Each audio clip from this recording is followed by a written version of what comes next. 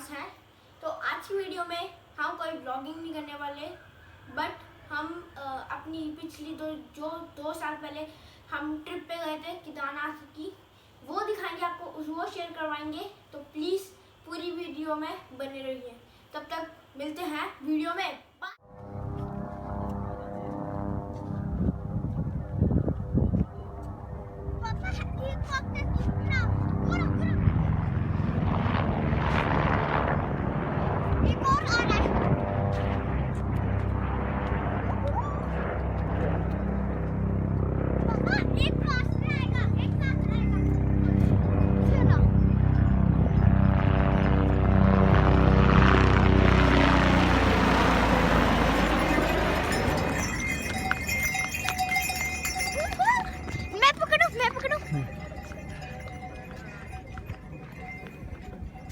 कितनी दूर है यहाँ से अभी? और सामने ही है।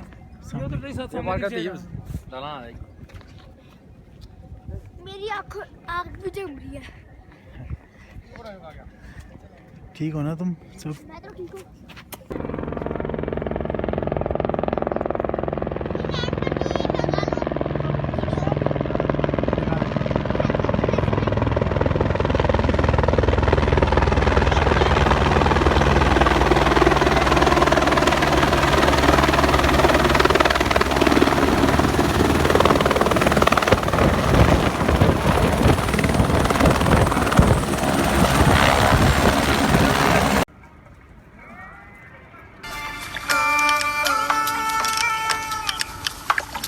संत मिले कर थाम करावे, प्रभु पद में दृढ़ प्रीति।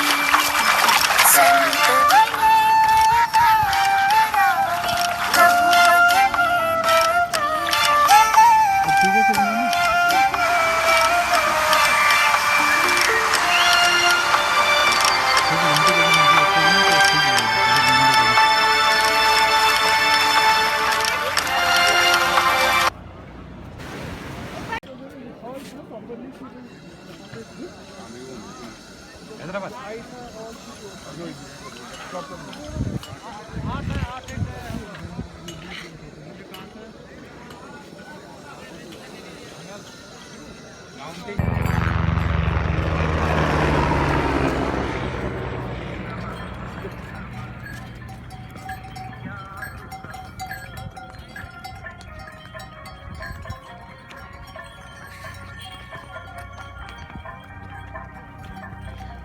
बर्फ ज्यादा बढ़ रही है अब।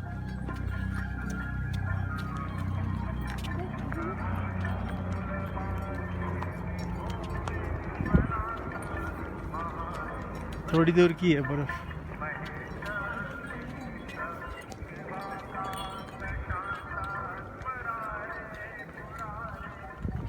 टायर मोड़ो मत गुड़िया।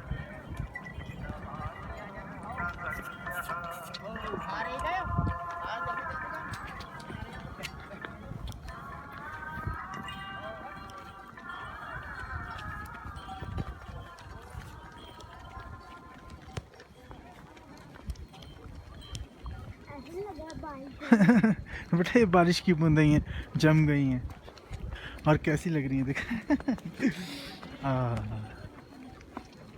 ये देख बर्फ।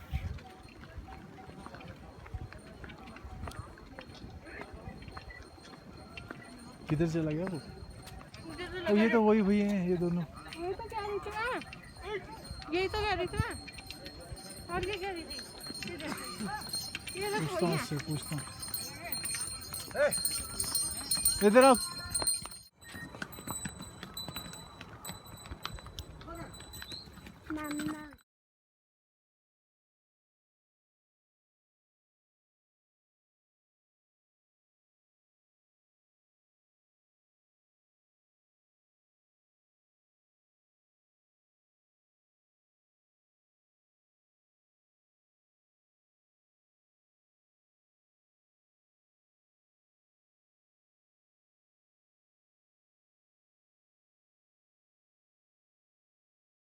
हे गाइस, आपको हमारी अभी तक जितनी वीडियो हमने शेयर की हैं, होप आपको सभी अच्छी लगी होंगी।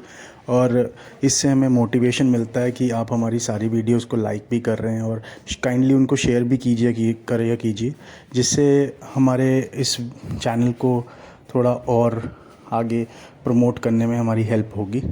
मैं आपके साथ इस वीडियो से जुड़ा एक वाक़या शेयर करना चाह रहा था, जो कि मेरी लाइफ का एक अच्छा एक्सपीरियंस भी रहा और मुझे लगा कि इसमें वो सब चीज़ें इन्वॉल्व हैं जो भगवान से रिलेटेड रहती हैं और भगवान के ऊपर आस्था को और स्ट्रॉन्ग करती हैं। ऐसा हुआ था कि हम जब इस ट्रैवल के लिए प्लान कर रहे थे तो हमने सिर्फ ऋषिकेश तक ही ट्रैवल को प्लान किया था, बट उससे आगे का जो प्लानिंग था वो ऑल ऑफ अ सडन मेरे माइंड से जनरेट हुआ कि आइडिया कि चलो लेट्स से आज हम आगे अपनी यात्रा को थोड़ा और लंबा करते हैं और श्री केदारनाथ धाम चलते हैं। तो मैंने अपनी फैमिली को एक सरप्राइज़ के तौर पे बताया नहीं था पहले कि मैं आपको कहाँ लेके जा रहा हूँ, बट लेकिन जब ये ट्रैवल शुरू हुआ, फिर जैसे रास्ते में हमें बहुत सारे हिल्स मिले और मैं ड्राइव कर रहा था, हम अपनी क्रेटा से जा रहे थे, तो जाते जाते देखा कि ऊपर से पहाड़ से कुछ पत्थर भी गिर रहे हैं। तो बात कुछ ऐसी थी कि जब मैं ड्राइव कर रहा था, मेरे साथ में मेरी फैमिली के और भी लोग बैठे थे, तो वहाँ से कुछ पहाड़ से कुछ ऐसे स्टोन्स गिरने लगे, जिससे रात का समय था। मैं ड्राइव करते करते मुझे पता नहीं था रास्ता कितना लंबा है, तो रात हो गई थी वहाँ पे। हम फाटा की तरफ आगे प्रोसीड कर रहे थे, जिससे आगे रास्ते में कुछ थोड़ा लैंडस्लाइड्स वगैरह का भी जोन है वहाँ पे। वहाँ से छोटे मोटे कंकड़ नीचे गिरे, तो साइड में मेरे ब्रदर बैठे थे, उनको बड़ा ही डर लगा कि ऊपर से पत्थर गिरने शुरू हो गए हैं, तो अभी हमें आगे नहीं बढ़ना चाहिए, तो we should stay in somewhere near to the place. तो अभी मैंने गाड़ी वहाँ पे किसी एक होटल में रोक लिया, और वो होटल थोड़ा सा बड़ा ओल्ड टाइप स्ट्रक्चर से बना हुआ था। अब क्योंकि हमारे पास कोई ऑप्शन नहीं थी, तो हमने उसी होटल में स्टे करना बेहतर समझा। फिर जैसे ही रात बीतती चली गई, रात के 3 बजे मैं सोने के लिए चला गया अपने रूम में, और मैंने अपने भाई की फैमिली को भी आके दूसरे रूम में ठहरा दिया था। अब जैसे ही रात के 3 बजे हैं और 3 बजे मुझे दरवाज़े पे नॉक होती है, और नॉक करके मुझे सामने मेरे बड़े ब्रदर नज़र आते हैं। वो बोलते हैं कि हमने कुछ डिसाइड किया है कि हमें ना थोड़ा डर लग रहा है, हम आगे नहीं जा सकते, और हमारा प्लान कुछ और है कि हमने प्लान चेंज कर लिया। हम बच्चों को ऊपर नहीं लेके जा सकते केदारनाथ, क्योंकि वो बहुत हाइट पे और वहाँ पे बर्फ़ पड़ी रहती है। बट आसमान थोड़ा क्लियर था, बट मेरे को बस यही था कि किसी भी तरह से मैं अपने कुछ गार्डन में जैसे बेलपत्र के पौधे हैं और कुछ ऐसी वनस्पति हैं जो भगवान पे ही चढ़ती हैं, लाइक गणेशा पे कुछ मंदार के फूल और शमी, ये सब मेरे गार्डन में रहता है। तो मैं सोच रहा था कि मैं अपने हाथों से उगाया हुआ कुछ भी, अगर कोई ऐसी वनस्पति है तो उनको भगवान पे डायरेक्ट भेंट करूं। तो ये मन में लेके चला था। अभी रात के करीब 3:30 बजे हैं, और उसी दौरान मुझे इन्होंने ये जो प्लान समझाया, उसके हिसाब से मुझे लगा कि आगे की जर्नी बड़ी ही डिफ़िकल्ट हो चुकी है, अब आगे जर्नी कंटिन्यू नहीं कर सकता मैं। फिर मैंने देखा कि भगवान का जो जहाँ पे वो केदारनाथ टेम्पल है, फाटा से वो पहाड़ नज़र आता है। वो पहाड़ पे बर्फ़ पड़ी हुई थी, वाइट कलर का वो पहाड़ था, नज़र आ रहा था। रात के टाइम में भी वो चमकता है, मुझे ऐसा लगता है। और मैंने वहीं पे अपना इशारा करके भगवान से रिक्वेस्ट की कि हमारा जो ये यात्रा है शायद ये पूरी नहीं हो पाएगी, क्योंकि मेरे साथ में जो लोग आए हैं वो इस यात्रा को आगे बढ़ाने से मना कर रहे हैं, और मुझे वापस जाना होगा यहाँ।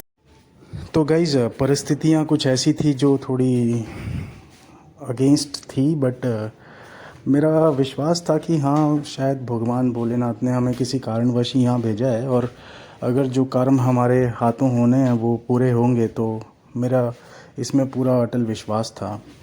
मैंने उस पहाड़ की तरफ रात के 4 बजे उठ के फिर से मैं बेचैन हो गया, क्योंकि मुझे लगा कि अब ये यात्रा पूरी नहीं हो पाएगी। तो 4 बजे उठ के फिर मैंने उस पहाड़ की तरफ देखकर ये बोला कि भगवान भोलेनाथ, अगर आपको लगता है कि मेरा यहाँ आना किसी कारणवश नहीं है तो मैं कल सुबह यहीं से लौट जाऊँगा और आपके शायद दर्शन को आगे बढ़ा ना पाऊँ, कर ना पाऊँ। पर लेकिन मेरा विश्वास पूरा हो गया।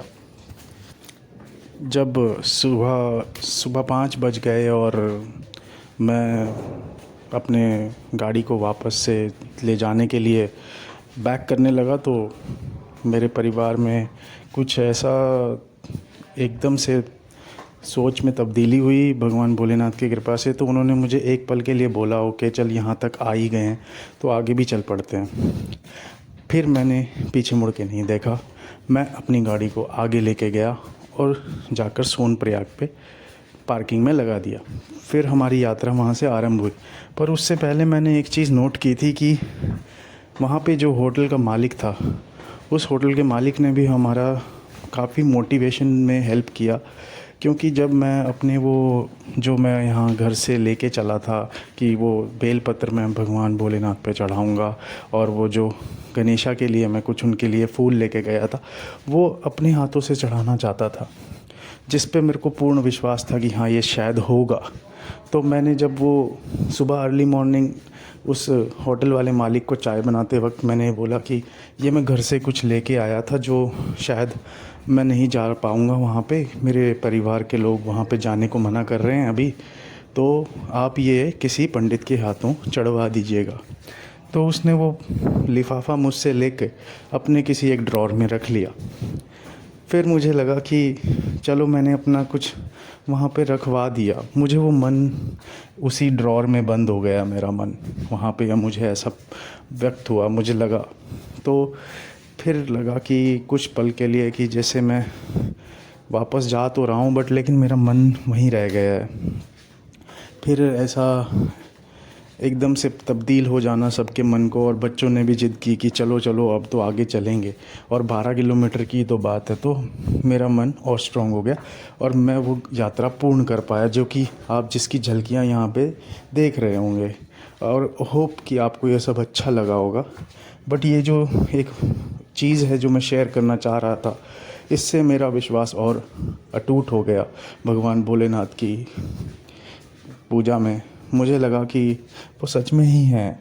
वो ऐसा है कि वो आपकी बात दूर से भी सुन सकते हैं। वो आप दूर खड़े होकर किसी पर्वत को देखते हुए अगर रात में ऐसा अनुभव कर रहे हैं तो आपके पास शायद उनकी हर एक बात को वो सुन पा रहे हैं। तो मुझे बहुत खुशी भी हुई जब मैं वहाँ पहुँच गया। मुझे लगा कि मैंने शायद कुछ अच्छा पा लिया है। मैंने कोई अवार्ड नहीं जीता आज तक अपनी ज़िंदगी में, बट हाँ वो एक अवार्ड से कम भी नहीं है। मेरा लाइफ सबसे अच्छा रहा उस मोमेंट में, और मुझे ज्ञान की प्राप्ति होती रहती है, कुछ नई नई चीज़ें सीखता रहता हूँ। तो केदारनाथ की यात्रा बहुत ही दुर्गम है, बट लेकिन जो भी मेरे को लगता है कि वो आपको एक ज्ञान प्राप्ति के लिए ज़रूरी भी है। वहाँ पे आपको कुछ ऐसी चीज़ों की अनुभूति होगी जो आपको शायद कहीं और ना हो पाए। मेरे हिसाब से जो भी मेरी ये वीडियो कुछ देख रहा है, सुन रहा है, वो एक बार केदारनाथ ज़रूर जाने का प्लान करें। वहाँ पे जाने से आपके सभी पापों को मुक्ति मिलेगी और सभी चीज़ों को आपको ग्रेट एक्सपीरियंस नज़र आएगा। उसमें एक एडवेंचर भी है, वो एडवेंचर को तो मैं बयान ही नहीं कर सकता। वहाँ पे तूफ़ान भी आया, वहाँ पे बर्फ़ भी देखी, हर चीज़ मौजूद थी वहाँ पे झरने पानी के जो बह रहे थे वो भी बहुत खूबसूरत हैं। हो सके तो आप ज़रूर जाइए और ज़रूर देखिए। आई होप हम आपको अपने इस मैसेज के थ्रू मुझे बस आप लोगों से यही एक रिक्वेस्ट है कि आप हमारी इस वीडियो को अगर लाइक कर रहे हैं, पसंद कर रहे हैं, तो इस चैनल को आगे जितना हो सके स्प्रेड कीजिए। अपने फ्रेंड सर्कल्स में भी कुछ ना कुछ सब्सक्रिप्शंस के लिए बोलिए, क्योंकि मुझे लगता है कि अगर हम एक दूसरे का साथ देंगे तो डेफिनेटली कुछ कर पाएंगे।